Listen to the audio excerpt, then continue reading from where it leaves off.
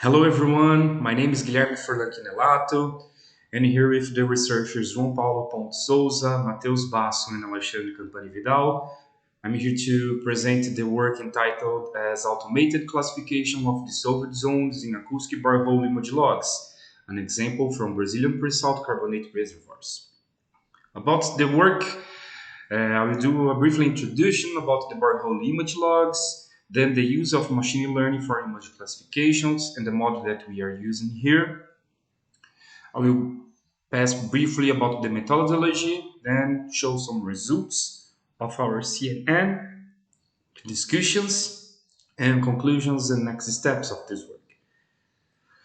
So, introduction about the borehole image tools and their applications. This kind of tool is an excellent way to visualize the borehole walls. So, and how to do it? We have mainly in the oil industry two main kinds of tools. We have the acoustic one and the resistive one. So they are briefly different because the way the acquisition of the images and the cover of the borehole are different. And for this work, we are using the acoustic borehole images tools.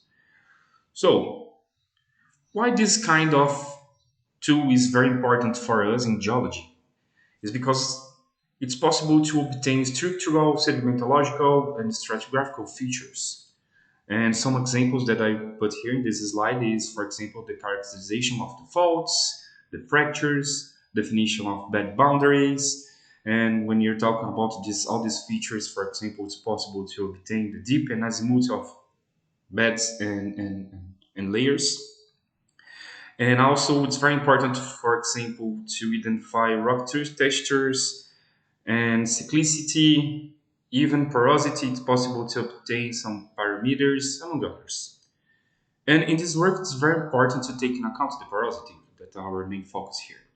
So, why this tool is important for us? Because it's possible to identify, for example, the main part type that we are visualizing in the borehole wall. Some, for example, it's possible to obtain data about the bug distribution, caves, open fractures. In this way, it's possible to identify the pore contribution along the borehole wall and also the definition of pore zones. For example, try to identify super K zones in our case here when we're working with carbonated rocks. So, just here to show some examples. The first picture in the left, it's possible to visualize different kinds of rock textures and identify the limits of bed boundaries, some difference about the pore vugs distributions. And when you go forward here to the right, we pass here in the middle. Also, it's possible to obtain different patterns of stacking of layers and pore size distribution along the well, and in the right, the distribution of large vugs, very dissolved zones. All them it's very different from the borehole. Also, this is one feature that's possible to obtain using this kind of tool. In this, again, just to reinforce about it, we are using here acoustic images. So, the main objective of this work is propose an automated classification for porosity using this kind of tool. And some advantages to propose this kind of the methodology because it's possible, for example, to reduce time for geological classification. Also, propose, for example, a standard porosity classification when you're working with large data sets. And also, of course, the main focus is identification of probable super K zones. So, how to do it? Well, by the using of computational methods, focus, for example, in image classification is possible. And one kind of tool that is very useful in this case is this convolutional neural networks, or in the briefer words, CNN. Well, what is CNN? CNN is a technique used for the field of computer vision. So the CNN mainly focuses, for example, in image classification, object detection, segmentation, face recognition. Also, it's a kind of tool that's used for very useful for self-driving cars, even for classification of crystal structures. So this there are very applications, a lot of applications for CNN. In our case here, it's of course the image classification. So, about the methodology, how we can do this? Well, the first of all, we need to do a quality control of acoustic borehole images. So by the beginning, we need to remove, for example, images that we have breakouts or even the drilling features, because this is a kind of noise for us when you're dealing with porosity. And after it, it's possible to think about the scale that we will work and the window sampling, because we need to crop the images to train our methodology. So we choose the scale 1 to 10 because we believe that we get a good representative way to catch the geological features that we are seeing in the borehole wall. And then we choose four kind of windows: 10 centimeters, 40 centimeters, and 100 centimeters. After it, the sampling, as shown here in the picture on the right, we have different kinds of sampling that most related with this kind of window. So after it, we need to crop the images and propose our classification to each image. And in our case here, we work to two kind of images together: the static one and the trivial time. And after it, after the crop and the user classification, we run the convolutional neural networks to training, and after it to image classification. So uh, our classification that we proposed here is mainly focused in the increasing of the dissolution according to the that we are talking about the Vug matrix and Vug fracture. So we propose 6 classes varying from 0 to 5. At the beginning, we have the non-Vug or non-porous when you are looking the borehole image logs, and into the 5, by the increasing of the intensity of dissolution, we have the incipient matrix dissolution to intense matrix dissolution when we are talking about the Vug matrix. And when we are talking about the Vug fracture, we have incipient fracture dissolution to intense fracture dissolution. And when you combine both, for example, or even the dissolution is very high in the borehole wall, we have the well-developed karst. So here some examples just below the images that to get some general ideas about it. Well, and the final data set, what we have, for example, we have this, according to these 3 windows, we have different number of the images that we have, it's possible to see here. And of course, when we increase the window or the sampling, we reducing the number of the images that we are working. I just show here the number of static images, but as we are working together with static and trivial time, just multiply this number by 2. But the main idea is to use both together. So this is the number of the images that we we really had for this work. So I will just discuss about these numbers after it, but just to get the general ideas about it. Well, now when you do all these steps that we have, let's talk about the results. Well, when we run our model for the 10 centimeters, that we have obtained the best values of accuracy. As we can see here, 0.96. It's a very good results for accuracy for this kind of model. However, when we increase the window size or the sampling, the accuracy reduces a lot. So in the model of the 40, we have 0.65, and when we facing the 100, 0.52. So we have a decrease in our accuracy in our methodology when we increase the sampling window. Well, some results so about it when we hear. So just show to you here that we have the class 0 and 1, and about this both classes, they are very a little bit similar. And what we can see here from the left to the right, so the track 5 and 6 represent the window of 10, track 7 and 8 the 40, and 9 to 10 the 100. And despite the difference about the crop, it's possible to see that the methods in both cases, we have a good match about the user classifications and the convolutional neural networks in both cases.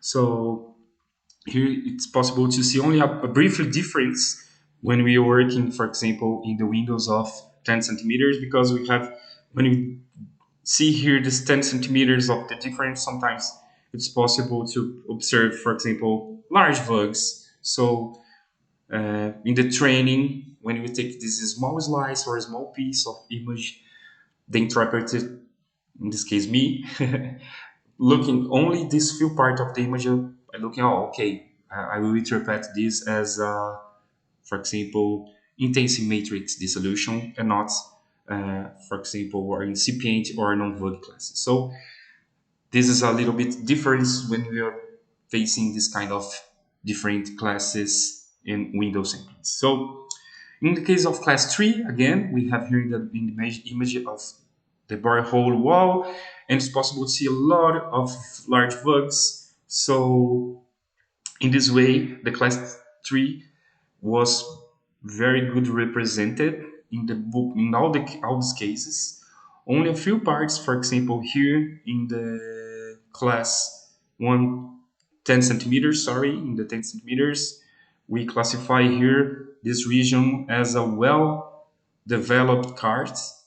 And however, when we increase the window, we have the mix between the classes, and we try to, for example, well, no, maybe this is more related for intensity solutions than a true developed karst. So this is again, so I'm showing some limitations about this method that most related with the beginning classification. So, however, despite it, it's possible to see that we have good match between the classes and the different window sizes.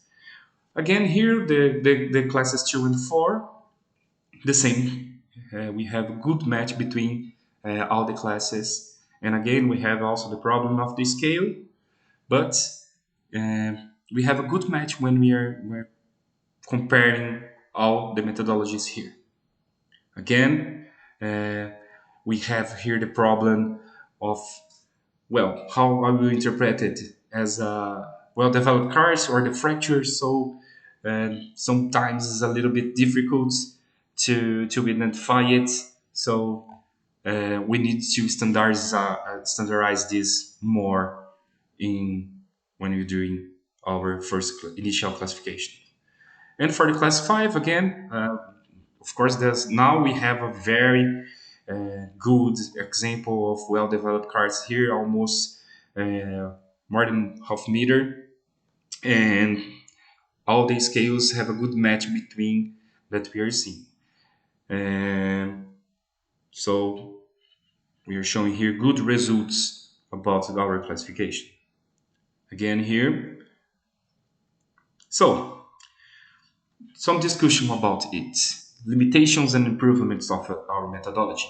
Well, the first of all that we are thinking about it is the number of samples. Because when you're working with 10 centimeter windows, we have good values of accuracy. When we increase the window, we reduce the number of the images and we are reducing our accuracy.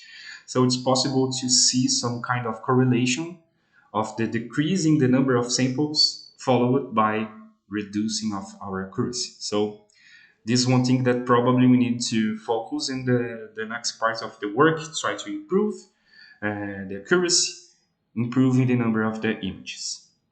Well, again, as I showed to you, we have, for example, the problem of size of cropping, sampling step, and the final classification for image training. So just here an example.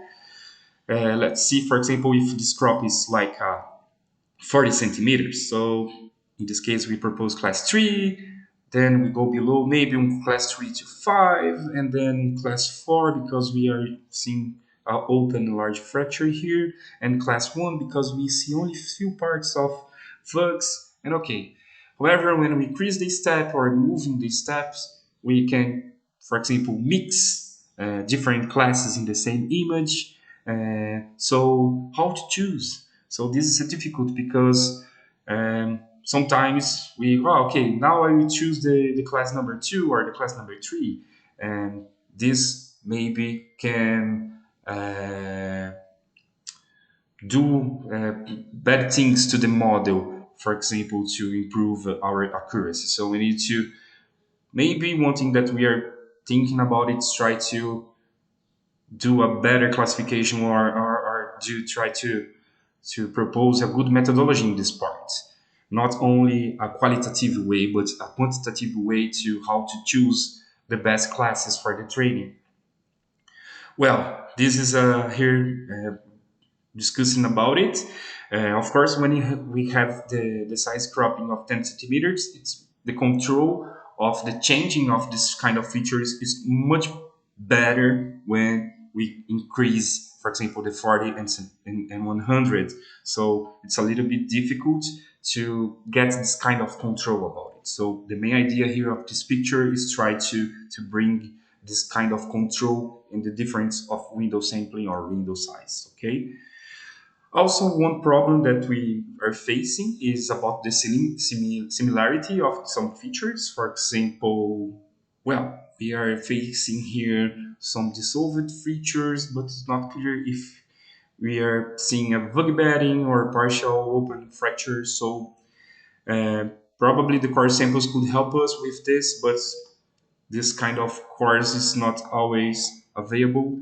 And so this is another thing that we need to think about it when we are running our models.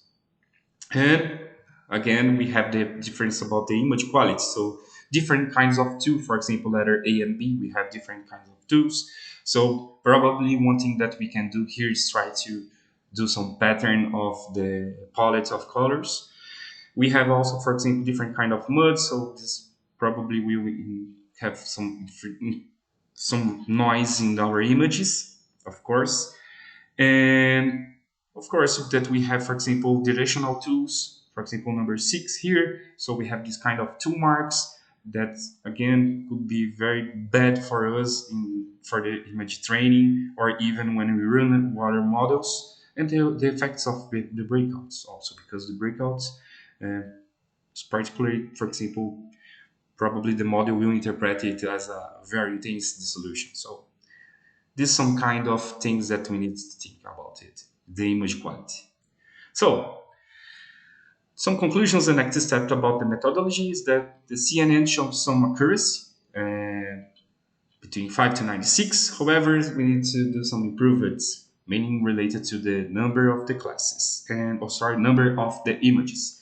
So the window size of 10 centimeters was the best one, and we have the best accuracy and control to the changing of the geological features. And the windows of 40 and 100 centimeters includes more large continuous geological features. So the windows of 10 is very good to get a better control. However, when we increase the windows, it's possible to get more large geological, continuous geological features. So this is the one thing that also we need to think about it when we are running our methodology. And as next steps for us here in our side is decrease the number of the training images, improve the classifications, maybe as I said, quantitatively probably, try to run our training images and run the CNN to achieve a good accuracy. So that's it. I want to thank Universidade Estadual de Campinas, Equinor, FAPESP, ENP, CEPETRO, Geoscience Institute, and all our partners here. Thank you very much. See you soon.